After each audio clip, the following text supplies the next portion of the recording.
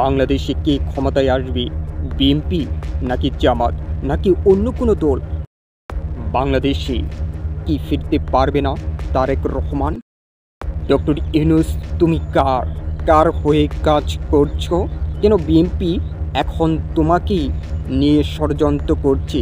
কেন এই জামাত এখন রাজপথে দাবি দেওয়ার জন্য রাজপথে নেমে গিয়েছে? এনসিপি আর জামাতের মধ্যে যে ধরনের ফাটল, সেটা কেন হয়েছে? বিএনপি বলেছে জামাতের বনসাই হিসাবে কাজ করছে এই এনসিপি, কিন্তু এখন কি বোঝা যাচ্ছে যে এনসিপি স্বতন্ত্র, তারা একটা জোট গঠন করবে যারা 1971কে বিশ্বাস করে, 2024কে বিশ্বাস করে, এরকম মতাদর্শে একটা দল গঠন করবে। তবে কি সেই দল হবে ডক্টর ইউনূসের দল? সেই দল হবে সেনাবাহিনীর দল? সেই দল হবে আসিফ নজরুলের দল? তবে বাংলাদেশের রাজনীতি যে এখন চরম পর্যায়ে সংকট তৈরি হয়েছে, সেটা কিন্তু এখন দেখা যাচ্ছে। এই যে আন্দোলন, দাবি দেওয়ার জন্য মাঠে রাজপথে নেমে পড়েছে জামাতের সহ এবং ইসলামিক দলগুলো, সেখানে কিন্তু বিএনপিও বলছে জামাত ইসলামী দলগুলোকে প্রতিহত করার জন্য এবং সেই আন্দোলনের জবাব দেওয়ার জন্য তারাও রাজপথে নেমে যাবে। বাংলাদেশে কি নির্বাচন হবে না?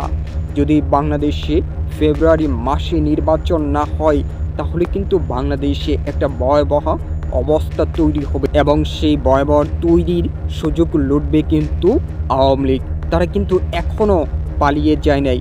তাদের প্রধান শেখ হাসিনা পালিয়ে ভারতে গিয়েছে, কিন্তু এই দেশে হাজার হাজার লাখ লাখ আওয়ামী লীগের দোসর, আওয়ামী লীগ এখানে ঘাপটি মেরে আছে। ভাবেন, যদি এরকম সংকট ক্রাইসিস তৈরি হয়, তাহলে কিন্তু আওয়ামী লীগ ঠিকই ঘর থেকে রাজপথে বাইর হয়ে আসবে। আওয়ামী লীগের নেতৃত্বেই কিন্তু 1971 সালে মহান স্বাধীনতার যুদ্ধ হয়েছে।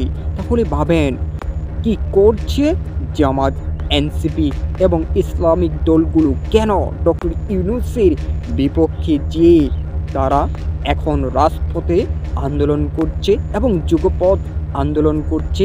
কি চায় এই সরকার? তো এনসিপির, জামাতের এবং চরমোনাই। তাহলে কেন তারা হঠাৎ করে যুগপৎ আন্দোলন ঘোষণা করলো?